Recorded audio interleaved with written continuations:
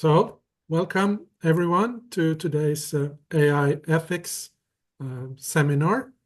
I'm happy to announce that we have twice as many speakers as was originally announced. This is going to be a joint presentation between the two Norwegian researchers, Aksel Sterri and Peder Skjelbred, who will talk about the topic Neither Tyrant Nor Slave against AGI. We are all very excited to hear what this could mean. Yeah, thank you so much, Ole. So we renamed the talk to Against AGI Alignment. But yeah, it's the same presentation, just with another name. So this is work in progress. So we're very happy to hear all your thoughts in the Q&A. So my name is Aksel. I'm the research director at Langsikt Policy Center think tank in Oslo. I'm also a philosopher. And with me I have Peder. Yes, I'm Peder Skjelbred. I'm also a philosopher and I work here at Langsikt, and I'm also a PhD student at the University of Oslo. So, okay, so I thought we'd start off with a thought experiment, a possible future, if you may. So imagine that it is sometime in the future and artificial general intelligences, AGIs, are doing our bidding. In other words, we've solved the alignment problem and machines perform tasks that we would find grueling or boring, and they help us achieve our goals. They have no other will than to serve human beings. They are, so to speak, perfectly aligned with the values of their owners, which in this case is us. The economy is fully automated, and wage labor is a thing of the past. Now, what do we think about this scenario? I think it's worthwhile to say that for many economic and social thinkers, something like machine utopia has been viewed as sort of the end goal, or the telos, or the culmination of economic and social development. This is where we should be heading towards, and I think you could find passages in thinkers ranging from Adam Smith to Karl Marx to Bertrand Russell and John Maynard Keynes saying as much. We also have defenses of this possible future being desirable in contemporary philosophy. So the excellent philosopher John Danaher has, in a great book from 2019, argued that this would be a very desirable outcome. Now, let's go to another possible future, another thought experiment. So it's sometime in the not too distant future, and machine utopia has not come about due to either an unexpected halt in the development of AI, or maybe because we weren't able to solve the alignment problem and we thought it was too risky to continue developing ever more sophisticated AI systems. However, our descendants found another way of creating highly intelligent servants that would effectively and happily do our bidding, emancipating us from drudgery. Through the use of advanced gene editing tools and in vitro fertilization programs, our descendants have created a new, fully subservient human subspecies, which is as capable as humans, but whose wishes are perfectly aligned with the wishes of their owners, which will be our descendants. These beings do not face any external constraints it's important to emphasize this. They are perfectly free to do as they wish, but they wish to do what is good for us, and this is what they in fact do. So they are, as it were, shackled from the inside, what we call internal enslavement. Now,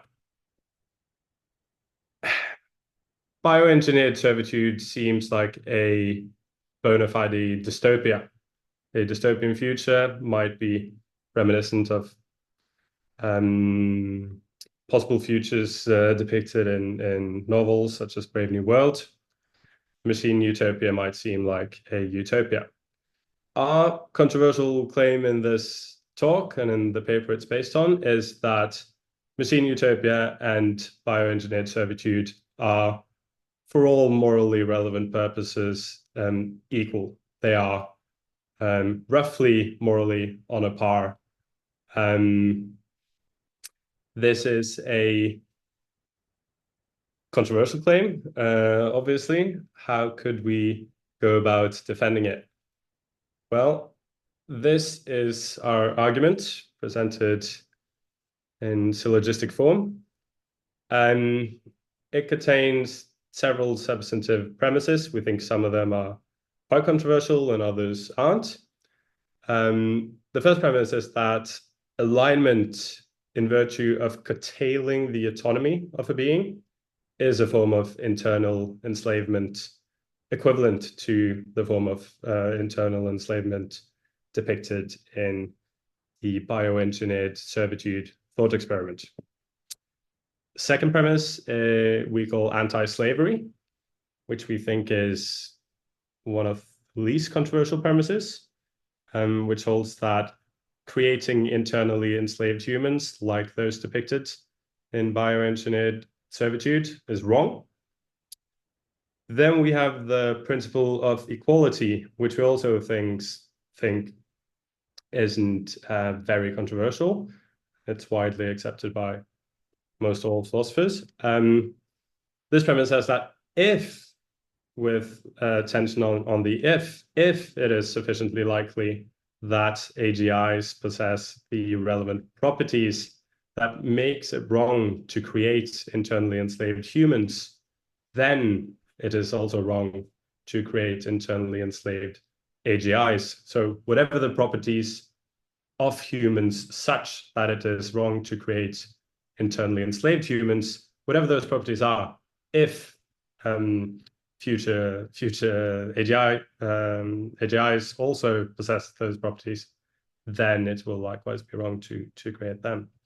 And then finally, another controversial premise, sufficiency.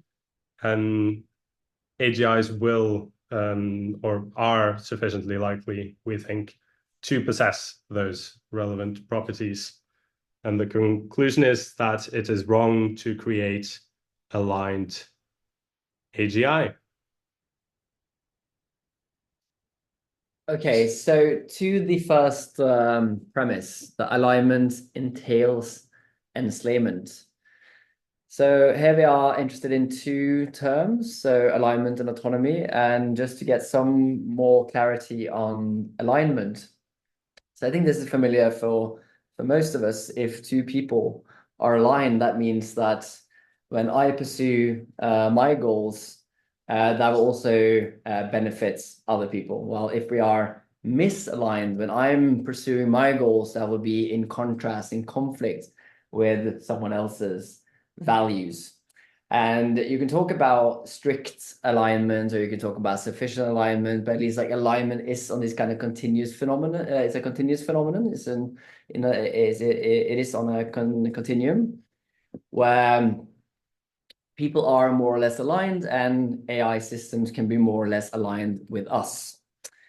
So our claim in this paper is that alignment requires making non-autonomous systems in the philosophy sense of that term. And I think if you are a technologist working on these kind of systems, you probably have thought about or heard about autonomous AI systems in a different sense, that they are able to like more freely act upon the world. But in this talk, we talk about autonomy, or mostly focus on autonomy in the philosophical sense. And here we have something in mind, that autonomy is a being's capacity for self-rule. And this is a Kantian notion, where basically Kant says that to be free, you have to have the ability to give yourself the law. You give yourself the law that, on which you live your life. And being autonomous requires at least 3 capacities. And we don't see this as very controversial. So this comes from the literature on autonomy in philosophy. So one thing is competence. So you need to be able to pursue your values.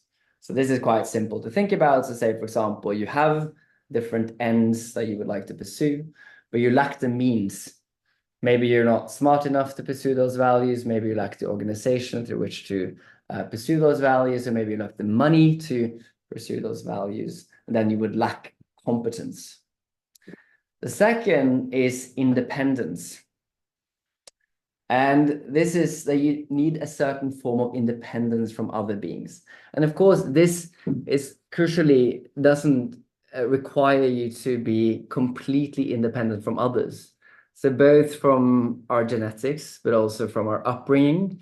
So we're brought into a culture where we learn certain values and we get certain preferences from our parents and from our culture, which means that we are aligned. We're dependent on other people in the sense that our preferences are also similar to theirs.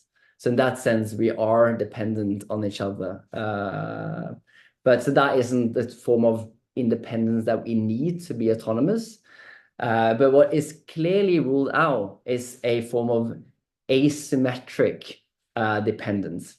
So if someone is making someone else completely to give them basically their values without them themselves changing their values to track their values, then we have a case of severe dependence, which goes against autonomy.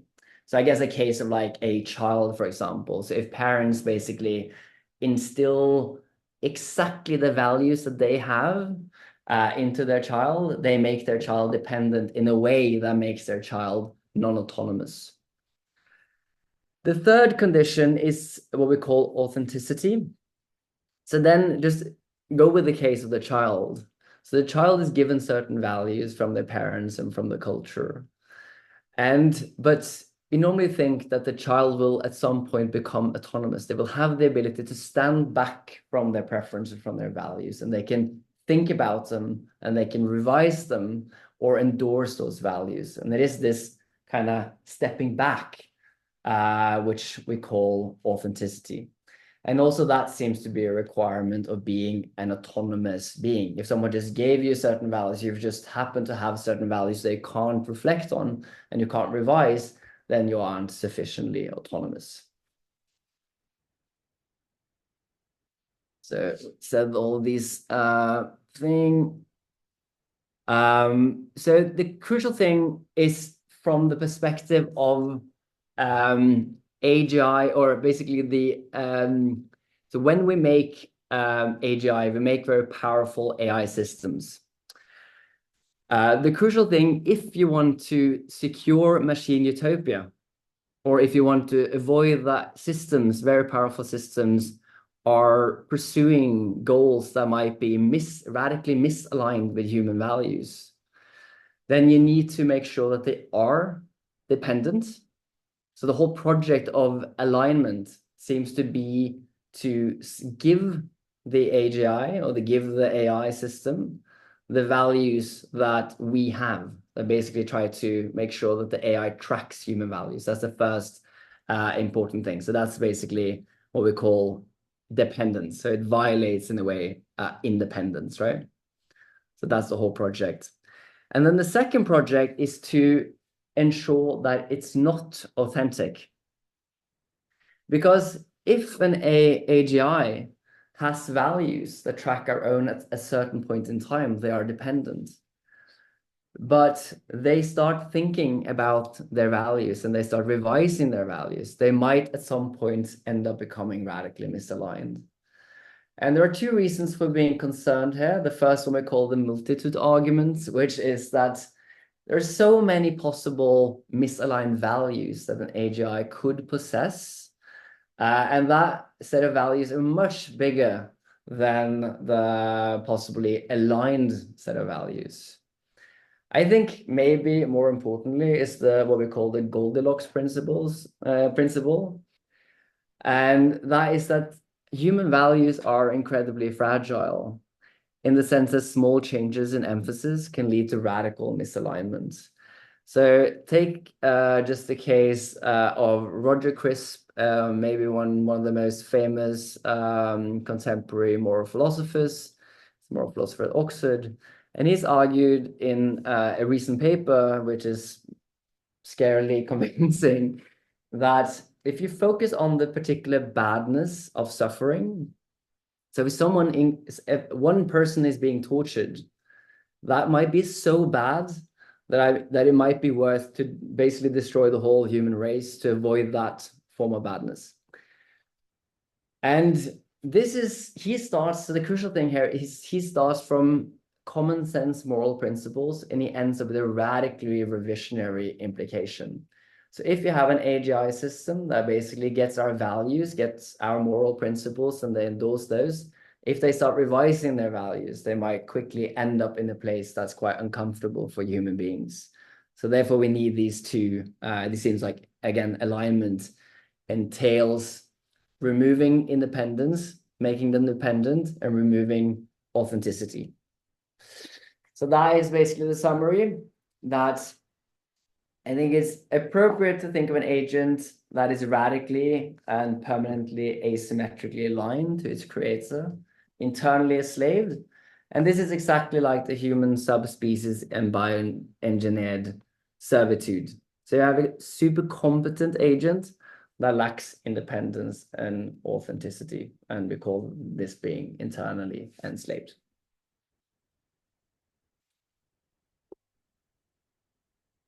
So the second premise is anti-slavery. So this is like creating internally enslaved humans is wrong. And we're not going to spend loads of time on this premise. We see this is quite obvious. But I think it's worth saying something about what creating means. So there are at least 3 different ways to make an internally enslaved being. So you can take an existing human being and basically make them enslaved. So that would be some kind of sophisticated lobotomy or something. Or you can take a human being or a being in its developmental stages, its early stages of its development, and then basically make it non-aligned, or no, make it aligned and non-autonomous. So that would be a case where if you didn't interfere, it will become autonomous at some point, but you can do something in vitro to make it non-autonomous. The third case is to create an internally enslaved being from scratch, which means that this specific being wouldn't otherwise exist as an autonomous being, while the other cases are cases where the being would otherwise exist as an autonomous being unless you interfered. So I think it's important to have in mind that, at least as we understand it, the current state of the art in alignment, so humans like kind of alignment with reinforcement learning with human feedback, seems to be about creating not necessarily an autonomous being, but at least creating a non-aligned being first, and then doing something to that being to make it more aligned. So in a way, it looks more like A and B, and maybe more like B. But we're not going to rest our case against AGI alignments on the existing paradigm. So we're basically going to focus on a case of creating internally enslaved being de novo, right? So that's the most difficult case for our arguments. And again, just to repeat, I think even in the case of creating new beings, new enslaved beings, this is clearly wrong in the human case. even if these humans are happy, like to do, fulfill, or to serve others, it would be wrong to create such happy human slaves. And this is actually surprisingly difficult to argue for, as when you're looking for a principle, explaining this is actually quite hard.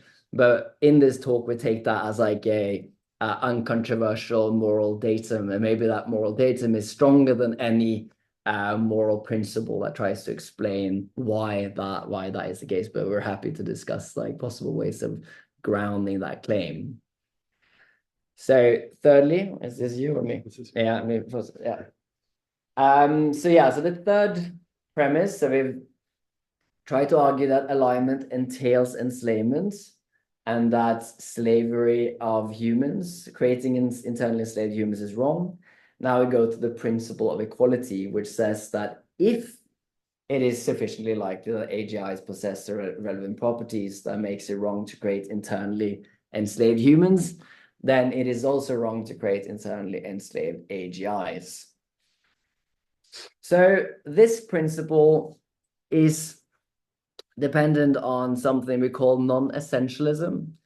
So I guess it might be tempting to say the reason why it's wrong to create enslaved human beings is that there's something about human beings, something in their essence that just makes that wrong. But that seems to be a problematic case, because you could do the same thing. Why wouldn't racists be able to say the same thing about like, oh, the reason why we treat white people better is just because there's something inherently important in being white, or there's something inherently important about being man, like being a man, that makes them deserve special treatment. So we say that the principle of equality basically says that you need to point to some feature that a being possess, and this feature would then, at least in principle, be open to other beings as well. So take the case of a Martian species who have they're basically like humans in all relevant respects. They're smart, they can feel, they are social creatures like us. They're exactly like human beings, but they're just a different species.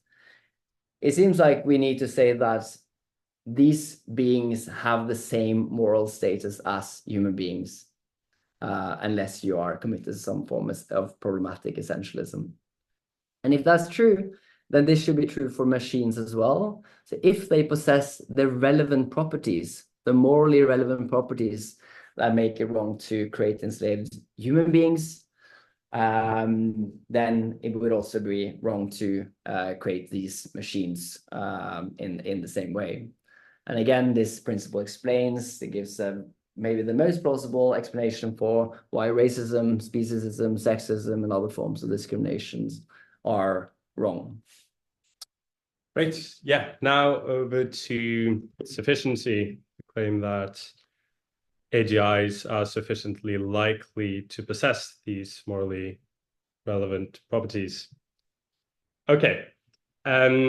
We've heard about a lot about relevant properties in the abstract, but what are these properties that are supposed to ground or explain why it's wrong, what it is about human beings such that it is wrong to create internally enslaved human beings? And I think an obvious candidate, and maybe the first candidate that you've thought of, is sentience, which is the ability to feel pleasure and pain. And there are some good reasons to think that sentience is the candidate we're looking for.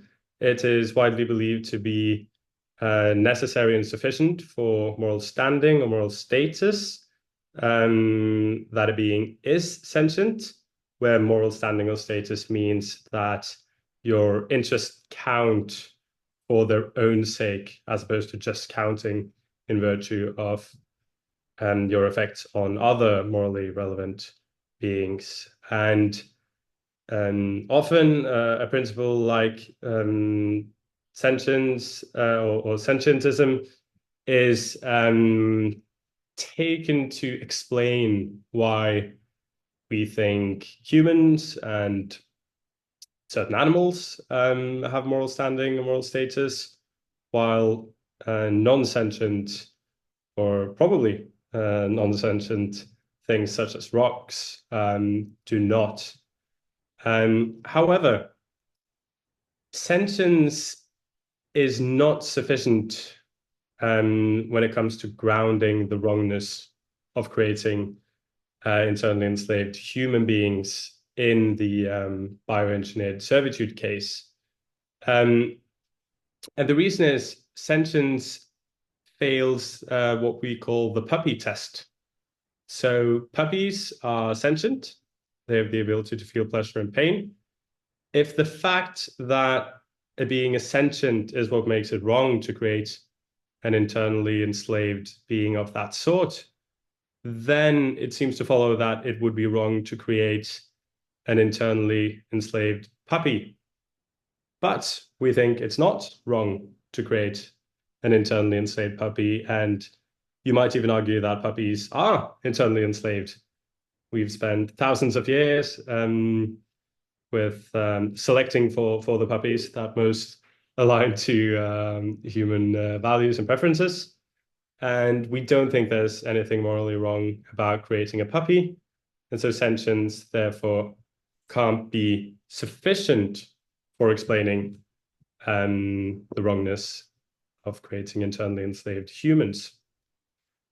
Now, here's a better candidate, the candidate we think is true, which is that some combination of sophisticated cognitive capacities, as they're called in the philosophy literature, are what explains why it's wrong to create internally enslaved human beings.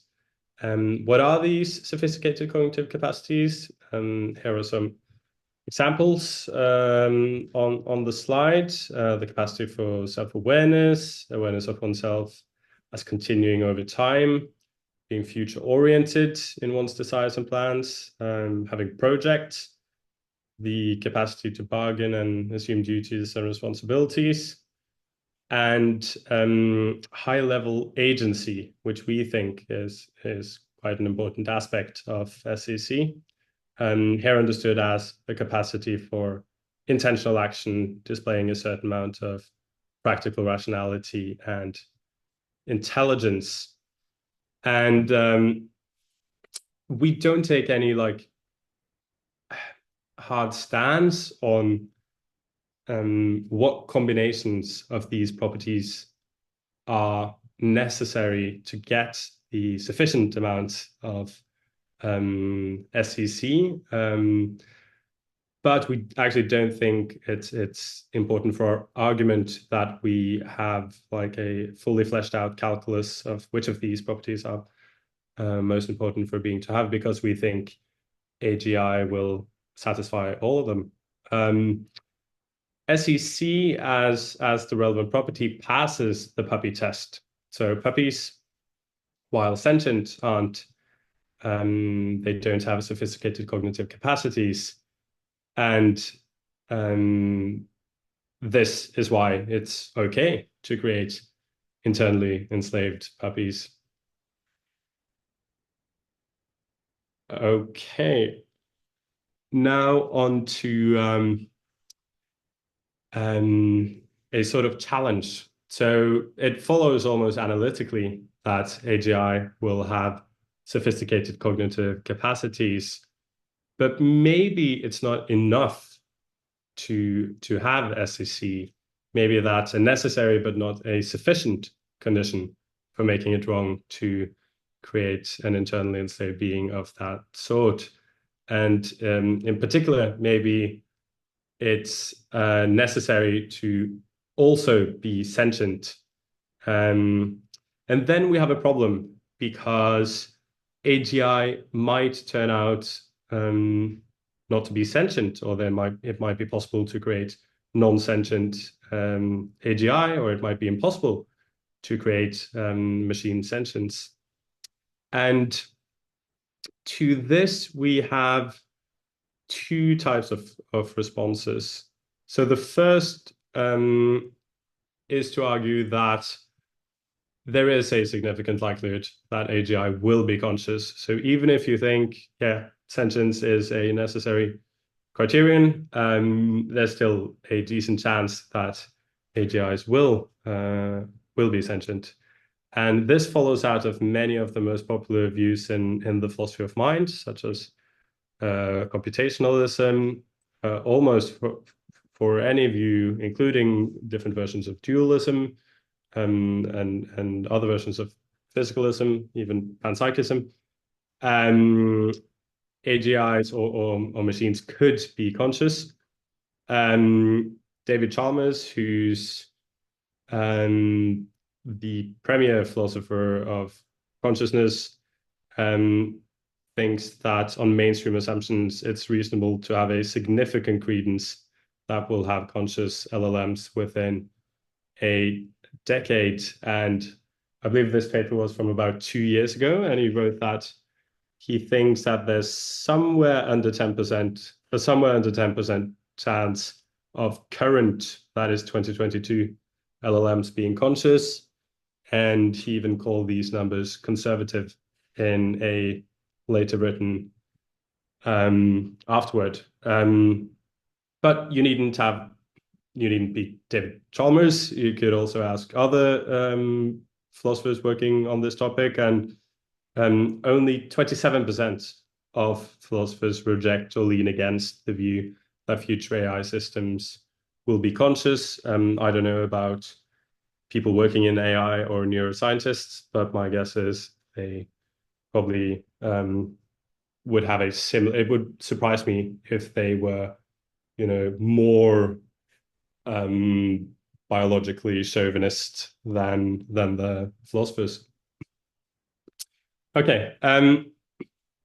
So our claim, though, is that the rational credence to put on future AI systems or AGI being phenomenally conscious is high enough to ground our sufficiency claim. So even if you think sentience is necessary, the probabilities here work in our favor. Okay. And now on to the other type of response, which doesn't sort of deny the empirical premise, but looks at some moral aspects. Yeah, so again, take the case of the brilliant mathematician. Not again, but there's another thought experiment. So suppose that you have a truly brilliant friend that who you've known since childhood. She's a Fields medal-winning mathematician, a triathlete, and a hobby painter. Is active in the local community, is a great friend and mother, and leads a seemingly wonderful life. But suppose that one day she goes to the doctor, and the doctor finds out that she's suffering from the zombie syndrome. She isn't phenomenally conscious, and thus cannot experience pain or pleasure. If you disregard the effects on others, including yourself, is it permissible to treat this person in any way one can imagine? Would a serial killer who kidnaps and brutally murders her not been doing anything wrong? And on the picture that says that sentience is necessary, you would be doing nothing wrong towards her if you did something like that, if the serial killer brutally murdered her. But it seems the intuition is that that would be wrong somehow, which again suggests that sentience might not be necessary. So this is like an intuition about a case, and you might think that intuition about cases about, people who look very similar to us might be faulty. But you can also go to different theories of well-being. So there are three main theories of well-being. So you have these kind of experientialist account like hedonism that says that you need to be sentient to matter, or for something to matter to you. But you also have other accounts so-called desire satisfaction theories and objective list theories. And both of these other theories seem to suggest that you might have a good, something might be good or bad for you, even if you aren't sentient. And just one case to motivate the claim that experiences aren't all that matters. So say you live in a happy relationship with your partner, and unbeknownst to you, they're cheating on you your entire life, but you never discover that they are cheating on you. Even if this doesn't affect your experience in any way, many people will still believe that that makes your life go worse, that this is bad for you in some way. And that could be because you have a preference for that not to happen. But that preference, it seems like, doesn't need to have any experiential content. Or you might just be violating some other good, such as like a good romantic relationship, or and other goods such as like friendships, etc. That would be relevant objectivist theories. So the important thing here is that on leading accounts of well-being, there seem to be two accounts of well-being that seem to say that you don't need sentience to matter, to have a moral standing or to have a moral status. So again, this coupled with the intuition about the brilliant mathematician seems to at least like weaken the case for sentience being necessary for the moral status that is necessary in this case. And I'll just come in very quickly. I think the intuition gets stronger if you think about even beings that are much smarter, for instance, and much more artistically gifted and much more creative than humans. So if you swap out AGI for like super intelligence, for instance, maybe this becomes a bit more intuitive. You wouldn't kill God even if you thought God was non-sentient. Precisely, yeah. Perhaps. So a methodological remark first. So it might be that actually when philosophers have been thinking about this question before, because we admit that many philosophers believe that sentience is necessary to matter. So that is like what we're up against. We've already used kind of the majority of philosophers as an argument for in the case of AGI being sentient. And so we need to take serious that many philosophers are against us on this account. But they might have committed a methodological mistake. So when philosophers often think about these cases, they use, like, as we used the example of a rock that clearly doesn't have moral standing, or a sponge. But that is problematic because a rock or a sponge doesn't really, they don't really have agency as well. So when you see, look, these kind of entities clearly don't have moral standing because they aren't sentient, you might be making a mistake because the systems aren't agents as well. So when we're thinking about whether sentience is necessary, we need to pull apart agency and sentence, and many philosophers haven't in their thinking. So we don't see what we've said so far as like a slam dunk case for why sentience isn't necessary for moral standing. What we've been trying to argue is that there are many plausible views of well-being that seem to suggest that sentience isn't necessary, and we have the intuition that it might not be in the brilliant mathematician, and we have a methodological argument against philosophers arguing that sentience is necessary. So what do we do in light of this? So it might be important to take moral uncertainty seriously. And previously we were thinking about empirical uncertainty, about whether AGI systems are conscious. And now we're moving on to moral uncertainty, how you should practically act in light of uncertainty about which moral views are correct. And we think it's plausible to have a principle we might call avoid moral catastrophe. Avoid a very bad outcome. So basically you think about how it's so say we make AGI, if we enslave AGI, that and you basically see how that affects different morally relevant parties on different theories.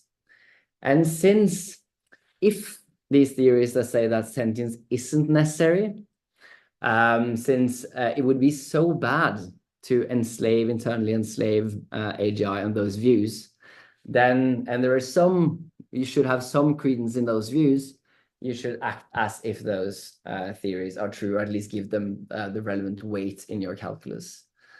And then it seems like, again, from the practical standpoint, you should act as if a advanced AGI is, or that it is sufficient, that they are that have sophisticated cognitive capacities.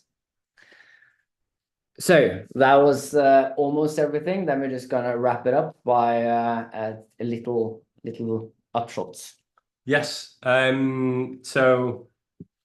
I also just want to add that if you think our whole bit on sentience not being a necessary condition isn't persuasive, and you don't even buy Aksel's like practical argument, like given moral uncertainty, we should still take this seriously. If you don't buy any of that, you could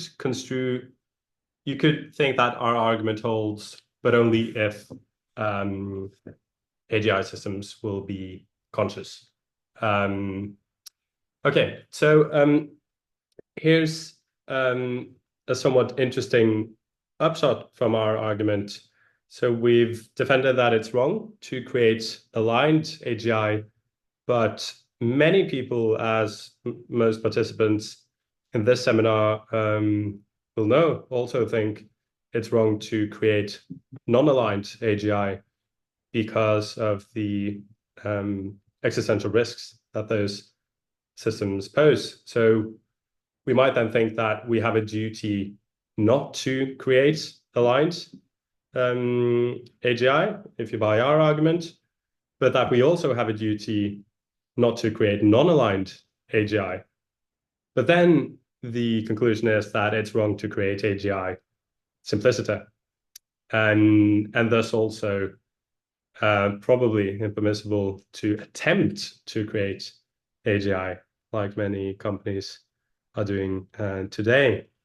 And we'll end on this quote from a great essay by Oscar Wilde, where he notes that civilization requires slaves. The Greeks were quite right there.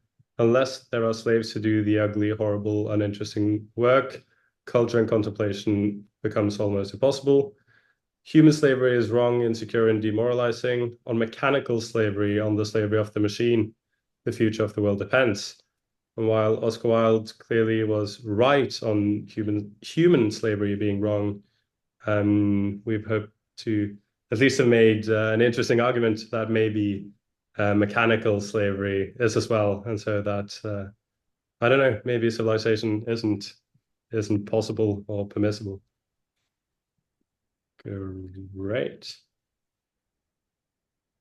And share. Thank you very much. Thank you so much for this. Fascinating ideas throughout. We have time for questions and comments. So anyone in the audience, we have Sven Nyholm raising his hand. Thanks a lot, Ole, and thanks for the talk. Actually, I went to a talk by Eric Schwitzgebel the other day, which was very similar. So I'd be interested. I don't know if you've seen that. I mean, he's also doing one and putting things in quite similar terms in terms of align AI being a problem because you would create a kind of slavery. So I just wanted to mention that before getting to my question, in case you didn't know. But okay, that'd be interesting to hear at some point how you think your view is sort of contrasts and compares with Eric's. Now, I did have quite a few questions. Maybe start with something that just occurred to me at the very end. So, and perhaps you addressed this, but I just didn't quite catch it. I mean, so you talk about AGI and that aligned AGI would be a kind of slavery. So that seems to assume that the AGI would indeed be at a fairly high level, and you did talk about this, but I mean, I'm reminded of an article by I think it was Peter Norvig and Bless, what's his last name? Starts with an A. Anyway, recently they argued that actually already today's large language models have sort of the beginnings of AGI, and they said we shouldn't over dramatize the idea of general intelligence. If you just take it to mean some AI application that can be used across a wide range of application areas, then you have a type of AGI. I would assume that they don't, although actually they have made comments suggest, okay, there might be a little bit of consciousness there, sentience, but I think a lot of people who would be willing to buy the first bit of the claim that, okay, so you can use some of these technologies across a fairly wide range of use case areas, and therefore you could call it a kind of general form of AI. Most people probably wouldn't say, well, and it's sentient and has sort of higher sophisticated cognitive states. And so are you assuming that the only form of AI that you could call a form of AI would be advanced, etc., so that you would make it into a kind of slave if you make it do what you want? Or should one not sort of make some sort of differentiation between, I don't know, a range of AGI of the simple kind to the more advanced, to the sort of super intelligent AGI, and then perhaps the degree to which would there be any kind of slavery would depend a little bit on where you are on that sort of scale of more or less advanced forms of AGI. Yeah, that's great. So this is actually something we have been thinking about. I guess we call this like the objection of gradual enhancement. So do you want to take that, Peder? Yeah, so this isn't like entirely what you're getting at, Sven, but it's related, I think. So to the like general, you could phrase your comment as the following objection, which is we already have AGI. Aligning the systems we already have isn't wrong. Therefore, aligning AGI isn't wrong. And I'm not saying that actually is your comment, but I think that's I think what I want to say about that is intuitively the systems we have today don't seem to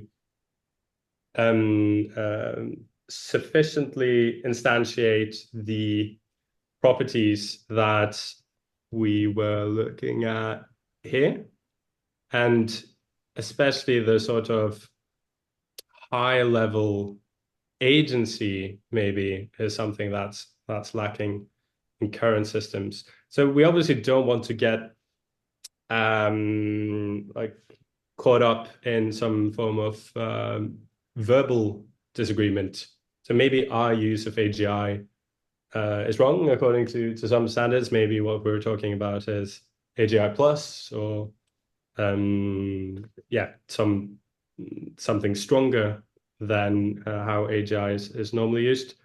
But at least to me, the systems we're talking about are quite different from current state-of-the-art systems. But I don't know. Do you have any thoughts, Aksel? No, I think at least that's at least the cheap way of responding in a way is to say, yeah, exactly. So in a way, there are different ways of arguing for the moral status relevant for AGI, right? You can go through a completely different route than we went and be like, focus on the properties that the AI systems have, and basically say they can even be completely different from ours, and they might, you may be able to ground the moral status that makes it wrong to enslave them on completely different grounds than what makes it wrong for human beings to be enslaved. But at least the argument we've tried to make is like start from this kind of symmetry, right? So then we might just say, okay, look at these systems, the current system that we have. Clearly, they're very different from us. So then you can go, I guess, like either of two ways. You can say, it's not really clear exactly what they're lacking, but there must be something around the sophistication of these systems. They aren't like sufficiently cognitively sophisticated. And there might even be some form of threshold value here. So that might be weird, I don't know, but it's still like, okay, so since we make this kind of symmetry claim, we might be able to escape, and then we can either say we're actually mistaken at some point. We're just like, oh, it looks like this system clearly can't have the moral status relevant. But I guess our argument could also lead us to understand that these systems are at least have the relevant moral status. And maybe this is the moral catastrophe that we might be blindly walking into.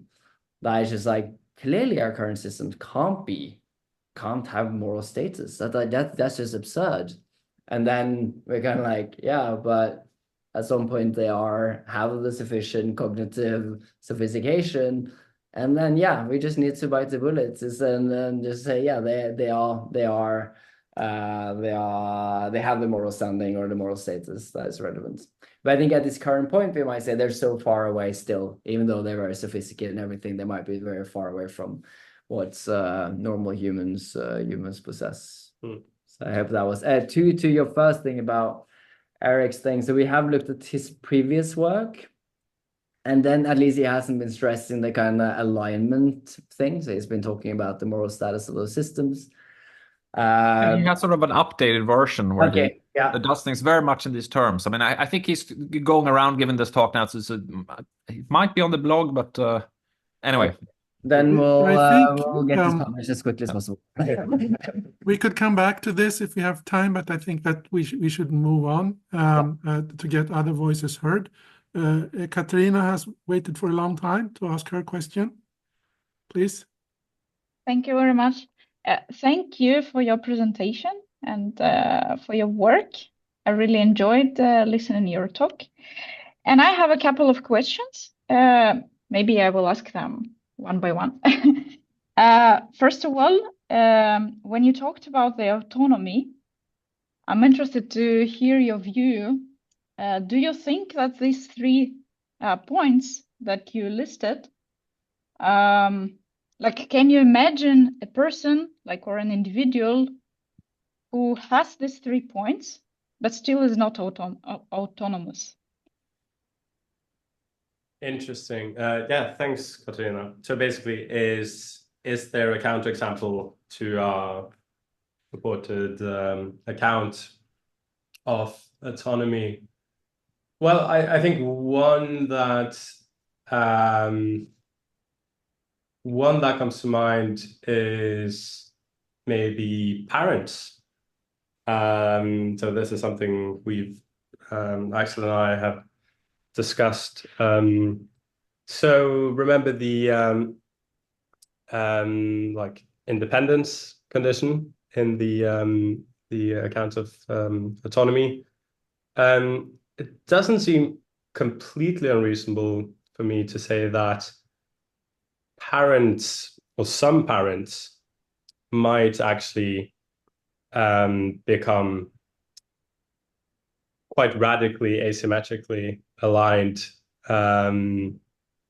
with their children, such that the child doesn't really it's not a sort of trade in terms of values that's going on, but there's just a one-sided dependence. The welfare of the parent just largely overlaps with the welfare of the child. And you'd think that, like, we wouldn't want to say that parents who become especially attached to their children are actually non-autonomous. I think our replies to that have been, either that's actually not like, you don't lose your independence if you voluntarily like trade it for something else, or you could I guess, what's the other alternative? So I guess it could also be that, yeah, so maybe dependence is a bit of a weird one. So maybe dependence is clearly we can have some dependence and still be autonomous. So maybe we need to, so if it's true that some parents, for example, actually become very dependent on their kids, even though we normally think of this in the other way, then that shows us something about the role dependence play in the relevant autonomy conditions. But I guess I didn't really answer your question about a being that satisfies all three conditions, but still isn't autonomous. Do you have any idea in mind? No, No. I was interested to hear your opinion, but I think parents is an interesting example to think about. And I just very quickly will ask another question. When you talked about principle of equality, did I understand right that from that principle, you basically can say that the machine in this sense is equal to human? If the machine is equal to human. So yeah, so I think the principle of equality says that combined with this like non-essentialism that we talked about, which says that plausibly morally relevant features aren't tied up to facts about a being's species, not like intrinsically tied up to a species, but rather to more general features that could in principle be possessed by other species, then I think that, yeah, insofar as machines have could have the morally relevant features, they would be morally equivalent in terms of having equal moral status or perhaps greater moral status than humans. So I think maybe an upshot of our argument here as well is that if we think sophisticated cognitive capacities is one of these relevant features that heightens a being's moral status, then yeah, like a super duper intelligent being will plausibly have more moral standing than humans. Okay. Okay, thanks. Yeah. Thanks. Let's hear if Maria Hedlund has a question.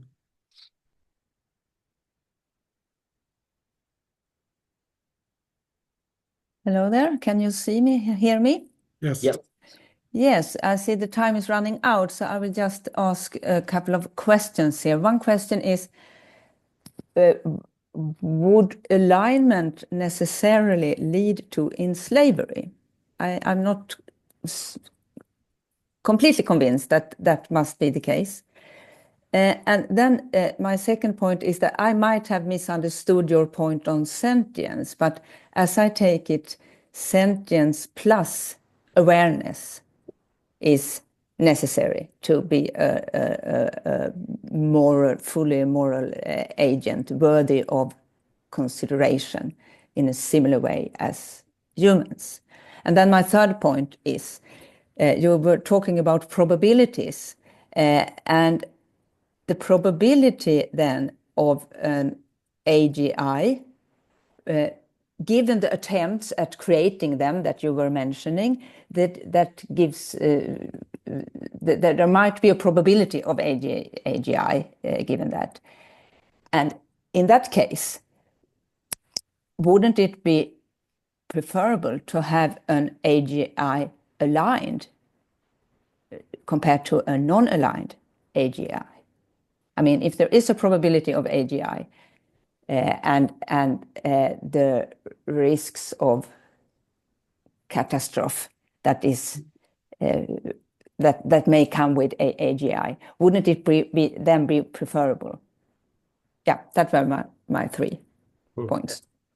Thank you, Maria. That's a good question. So I think to the first one about alignment necessarily entailing enslavement, I think there are ways. So for example, you have Anders Sandberg and others saying, well, you could create some kind of like Gandhi AI. And I think they even saw that as like that should be the goal of AI alignment, basically. Like you create a being that is like fully autonomous, but it never wants to. It has the capacity to revise and reflect and endorse its values, so it is authentic, but it's so good that it doesn't want to become misaligned. And so there might be these kind of cases where it's like, okay, there's a different development of alignment, of AI alignment that basically is more autonomy protective. So, but that seems to presuppose some kind of that is like, it is permissible for us to like engineer these systems in a way that like internally prevents them from going certain places. And I think our argument should be there should be symmetry between the way we treat the AI system and the way we treat humans. So if that would be permissible in the human case, that we could create human beings that are internally shackled in the way that they are Gandhi goods, then that would be permissible for AI systems as well. And you might also talk about sufficiently aligned, which is also could create some problems. So there's like a premise that we didn't really get the chance to discuss here, that we need to be, and this is like the people who are super scared that some of these systems can be radically misaligned. But if you think, no, they're going to be like partly misaligned, partly aligned, and that's going to be sufficiently good, they're going to be like human beings basically, and we have them under control. But I think we're like leaning into this kind of super intelligent systems that are possibly misaligned, but human beings can be catastrophic danger. So we need to be very sure that they're not misaligned. So I think that's like the literature we're leaning into. That's kind of the view. But I think that's an excellent question. I can take the fun too quickly. So the way we use sentience here, it entails phenomenal consciousness. So sentience is the capacity for valence experiences, the ability to feel pleasure and pain. That's impossible. So being sentient without being phenomenally conscious is impossible in the way we use these terms. So I just understood the question to be something about like, yeah, so it's right that you need both. I think the common view is basically that you need both sophisticated cognitive capacity or self-awareness and sentience. So that's completely right. And what we try to argue is that both it's possible that AGI systems are sentient and cognitively sophisticated. And then we said, even if they are, we know for sure that they aren't sentient. Actually, we should be revisionary about this and think that cognitive sophistication is sufficient, is necessary and sufficient. So actually, we don't need sentience to have the moral status such that it's wrong to make you enslaved. So that is like the most controversial part of our claim. So we understand that that's like, it goes against the normal view. But yeah, that's what we're trying to argue for. Yeah. And extremely briefly on the final one, I think this presupposes a sort of determinism where AGI is just developed no matter what. If that were the case, or is the case, then I agree that probably in choosing between these two evils, it's better to create aligned AGI. But yeah, that seems to suppose some form of determinism. And maybe we would say the same thing about human beings as well. We would be in favor of creating happy human slaves if necessary to create some kind of, or to avoid some kind of catastrophe.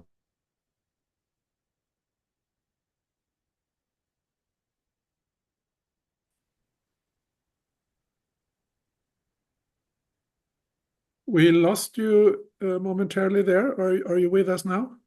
Yes. We're back. Yeah, very good. Maybe that's a sign we ought to stop. We are running a few minutes over time. I think you guys deserve a round of applause. Here's my virtual one and also a more lifelike one. So thank you, the two of you. Thank you also to everyone who attended and those of you who contributed to the discussion. I think it was very fruitful and interesting, and there were some issues here that absolutely deserve revisiting.